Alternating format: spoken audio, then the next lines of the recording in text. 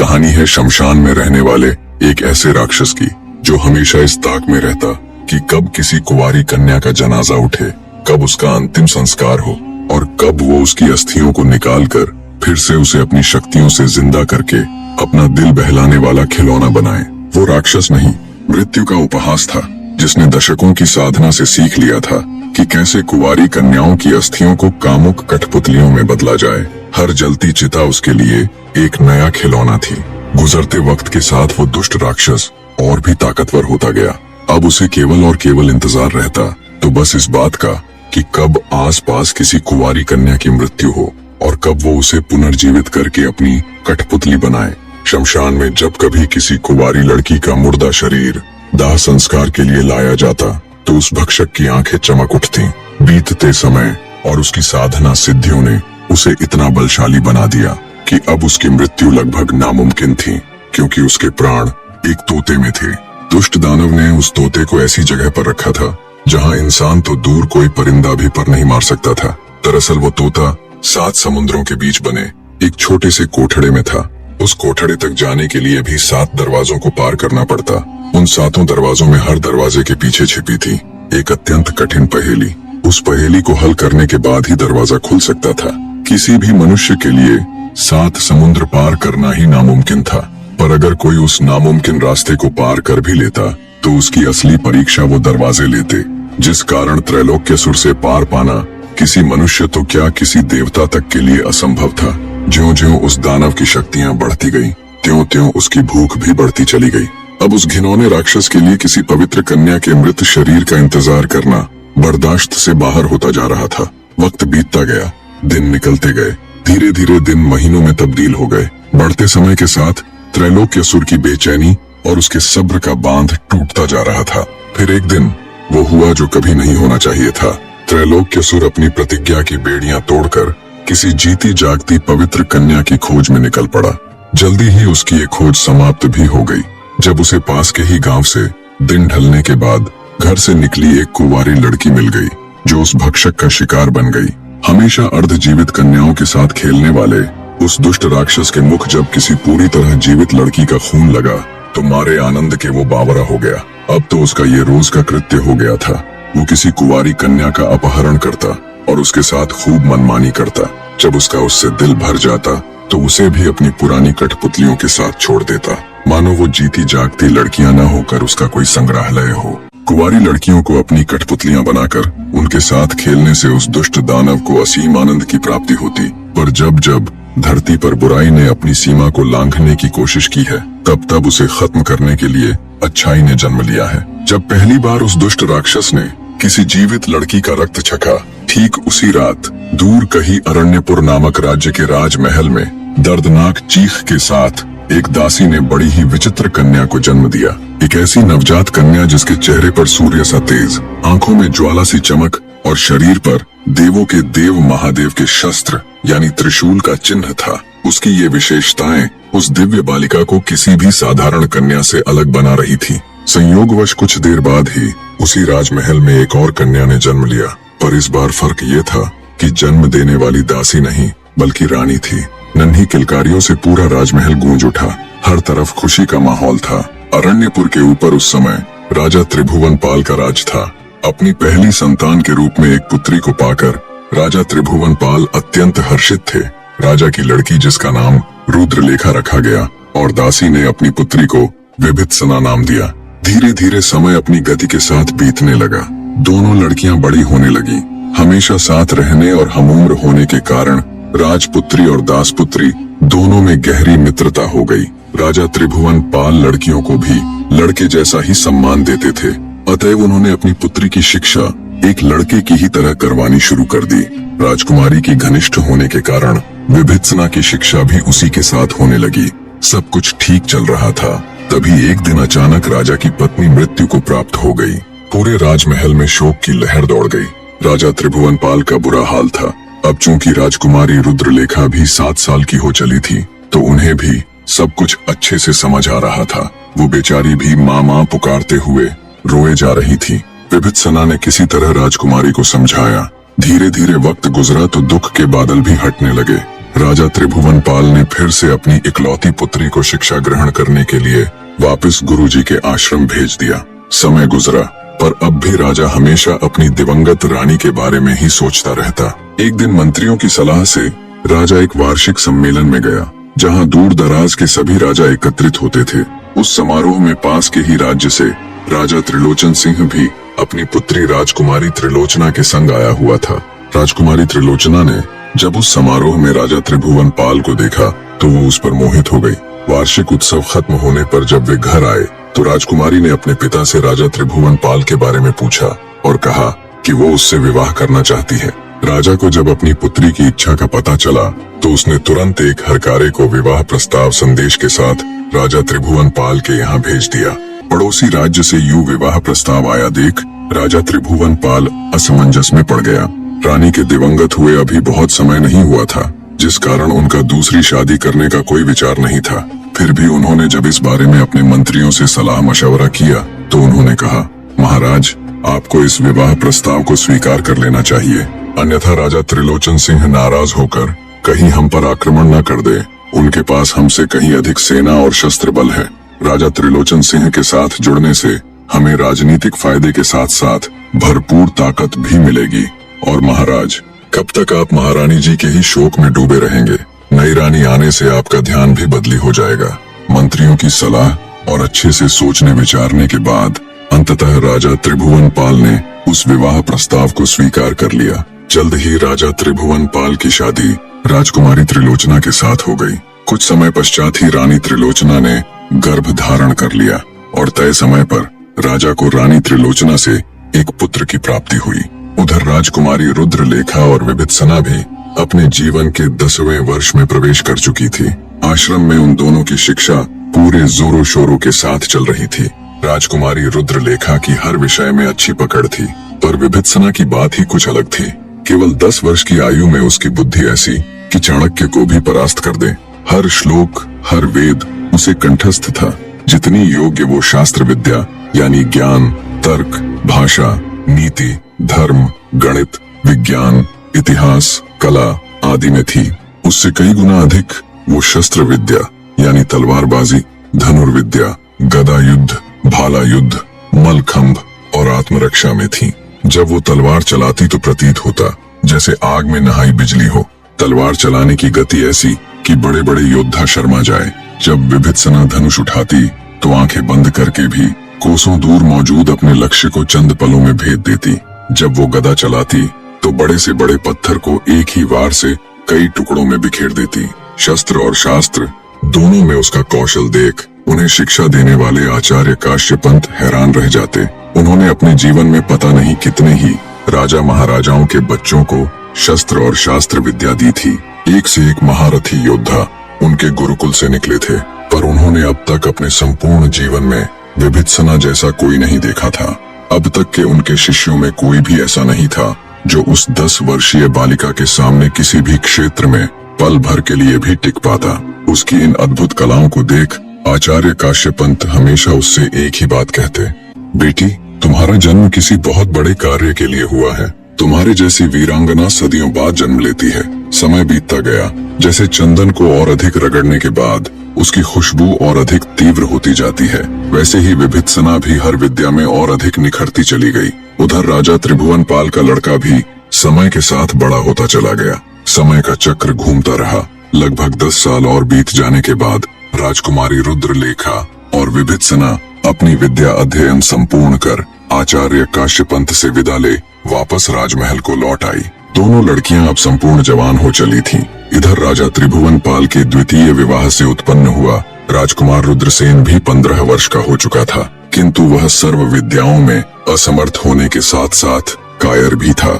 ऐसा अयोग्य पुत्र पाकर राजा त्रिभुवन पाल हमेशा दुखी रहने लगे और जल्दी ही उन्हें अनेकों छोटी बड़ी बीमारियों ने घेर लिया। अपने अंतिम समय को नजदीक देख राजा ने अपने दोनों बच्चों राजकुमारी रुद्रलेखा और राजकुमार रुद्रसेन में से उनके गुणों के आधार पर राजकुमारी रुद्रलेखा को अपना उत्तराधिकारी चुना।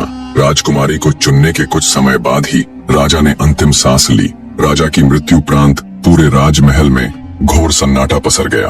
पिता की मृत्यु से आहत राजकुमारी रुद्रलेखा का बुरा हाल था। दूसरी तरफ महारानी त्रिलोचना का भी वही हाल था, पर उसके दुख का कारण राजा की मृत्यु नहीं बल्कि उसके पुत्र को उत्तराधिकारी न चुनना था। उसके मन में दिनों दिन राजकुमारी रुद्रलेखा के प्रति द्वेष भावना बढ़ती गई। गद्दी पर बैठते ही राजकुमारी रुद्रलेखा ने अपनी प्रिय सखी विभित्सना को राज्य का महासेनापति नियुक्त कर दिया।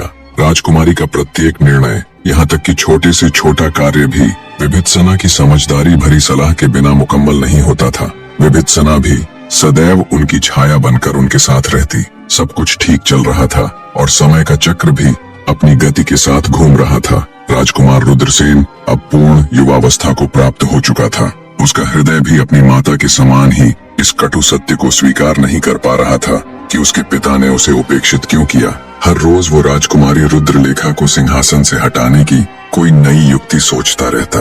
राज्य में वो उस जहरीले सांप के समान बन गया था जो अपने शिकार के लिए नए नए मार्ग ढूंढता रहता है। महासेनापति विभित्सना की तीक्ष्ण बुद्धि इस सत्य को पहले ही भांप चुकी थी कि राजकुमारी के सौतेले भ्राता रुद्रसेन और उसकी माता त्रिलोचना के हृदय में राजकुमारी के लिए केवल और केवल द्वेष भरा है। प्रतिशोध की धधकती अग्नि में अंधे सौतेले भाई ने एक दिन अपनी बहन को सबक सिखाने का निश्चय किया।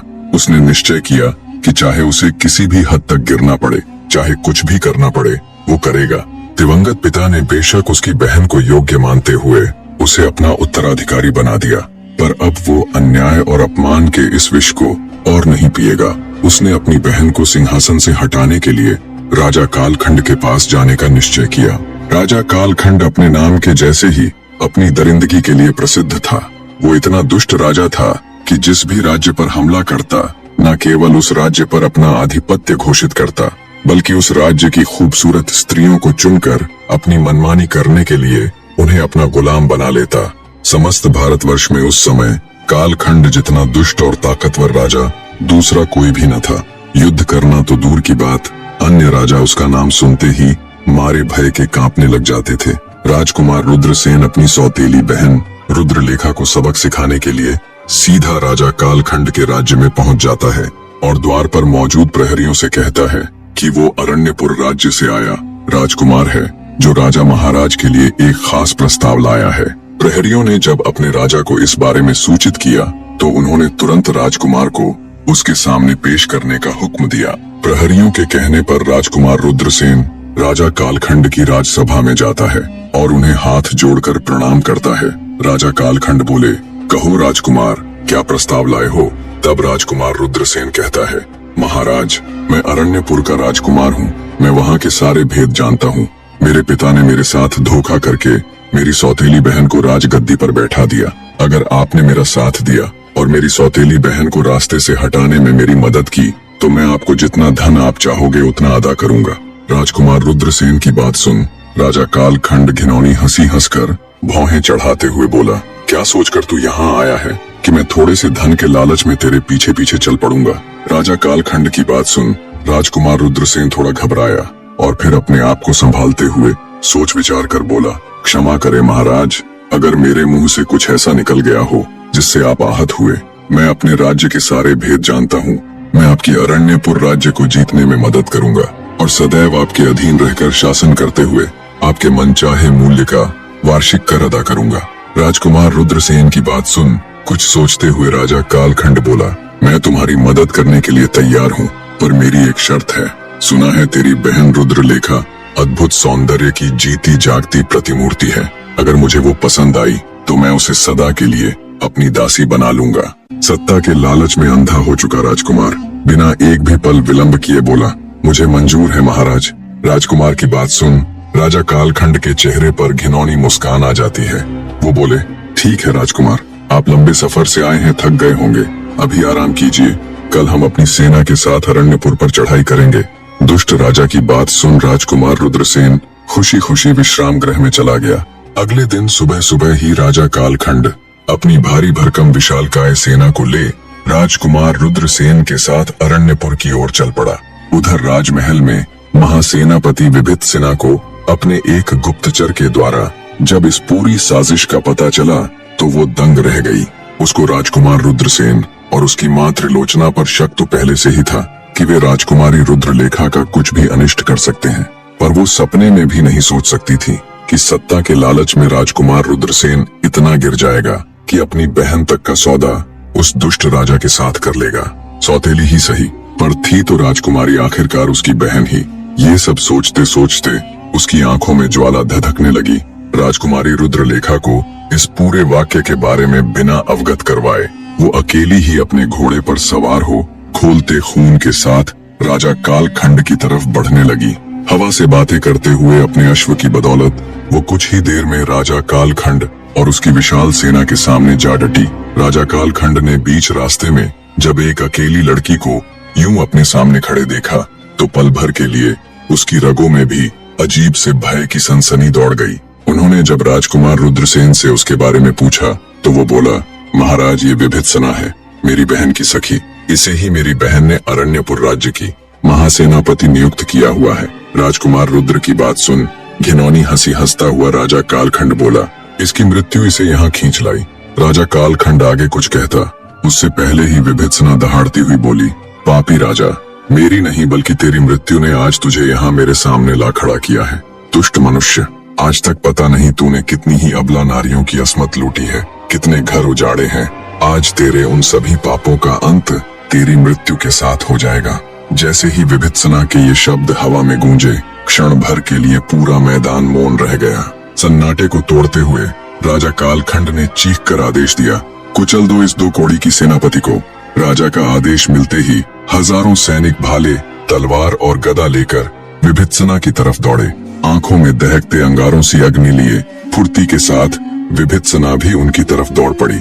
वीडियो को बीच में रोककर आप सबको एक खुशखबरी देना चाहता हूँ। मैंने उन सब भाइयों के लिए एक ट्यूटोरियल वीडियो बनाई है जो मेरे जैसी वीडियो बनाना चाहते हैं, जिसमें बताया गया है कि आप कैसे एआई द्वारा मोनेटाइज होने वाला कंटेंट बना सकते हैं, कैसे आप सब भी मेरी तरह वीडियो बनाना सीख सकते हैं। बस उसके लिए आपको चैनल ज्वाइन करना पड़ेगा। जैसे ही आप मेंबर बन जाओगे आपको सभी ट्यूटोरियल वीडियो दिखने लग जाएगी। उस घिनौने राजा और उसकी भारी भरकम विशालकाय सेना से विभित्सना अकेली ही भिड़ गई। उसका हर वार कड़कती बिजली, हर चाल वज्र का प्रहार और हर हुंकार रणचंडी का जय घोष प्रतीत हो रहा था। कुछ ही क्षणों में विभित्सना ने राजा कालखंड की सेना की धज्जियां उड़ाकर रख दी। उसके वार इतने तेज थे कि तलवारें टूट जाती, ढालें फट जाती। मैदान में हर तरफ रक्त और सिपाहियों की लाशों का अंबार लगने लगा। अपने सामने साक्षात मृत्यु देख राजा कालखंड के बचे खुचे सिपाही मारे भय के भाग खड़े हुए। अनगिनत लाशों के बीच राजा कालखंड ठगा सा निशब्द खड़ा था। उसे यकीन ही नहीं हो रहा था कि कुछ पल पहले तक अभेद्य दीवार जैसी खड़ी उसकी विशाल सेना यूं एक अकेली स्त्री के हाथों पल भर में ढेर हो जाएगी। भय की लहर उसके पूरे शरीर में करंट बन दौड़ रही थी। जब वज्र सी चाल में विभित्सना उसके पास आई तो उसे इतने समीप देखकर राजा कालखंड का कलेजा कांप उठा। वह दुर्गा सी रणचंडी जब उसकी आंखों के सामने खड़ी हुई तो उसका गला सूख गया। ऊपर का सांस ऊपर, नीचे का नीचे ही अटका रह गया। कुछ क्षण पहले जो दुष्ट राजा अकेली विभित्सना को देख उसका उपहास उड़ा रहा था, अब खून के छींटों से सने उसके चेहरे और दहकते अंगारों सी उसकी आंखों में राजा कालखंड को अपनी मौत नजर आ रही थी। उसकी इतनी भी हिम्मत नहीं हो रही थी कि वो तलवार उठाकर उसके साथ युद्ध करे। सूखे हुए गले के साथ मौत के भय से राजा कालखंड हाथ जोड़कर घुटनों पर बैठ गया। विभित्सना ने बिना किसी दया भावना के, बिना एक भी शब्द बोले उस दुष्ट राजा की गर्दन धड़ से अलग कर दी। विभित्सना के हाथों में वो खून से नहाई नंगी तलवार और मुख पर लगे शत्रुओं के खून के छींटे उसे साक्षात मां दुर्गा का अवतार दिखा रहे थे। जब विभित्सना की नजर मारे भय के भागते उस कायर राजकुमार के ऊपर गई तो वो तेजी से उसकी तरफ लपकी और उसे अपना बंदी बना लिया। बंदी राजकुमार को लेकर जब उसने राज्य में प्रवेश किया तो हर कोई स्तब्ध सा खड़ा बस उन्हें ही देखे जा रहा था। जब विभित्सना ने राजकुमारी के उस धोखेबाज कायर भाई को उसके समक्ष पेश किया और पूरी दास्तान सुनाई तो राजकुमारी रुद्रलेखा भी दंग रह गई। उसे विश्वास ही नहीं हो रहा था कि उसका सौतेला भाई ऐसा कर सकता है। उसे अपनी महासेनापति पर फक्र हो रहा था कि उस अकेली ने इतने खूंखार राजा और उसकी विशालकाय सेना का संहार कर दिया, पर वे सब आने वाले खतरे से बिल्कुल अनजान थे। कहानी के आगे का भाग भी बस 2 से 3 दिन में आपके सामने होगा। तब तक वीडियो को लाइक कर दीजिए ताकि मैं आप सबके लिए जल्दी से आगे का भाग भी लेकर आ सकूं। धन्यवाद मेरे प्यारे दर्शकों।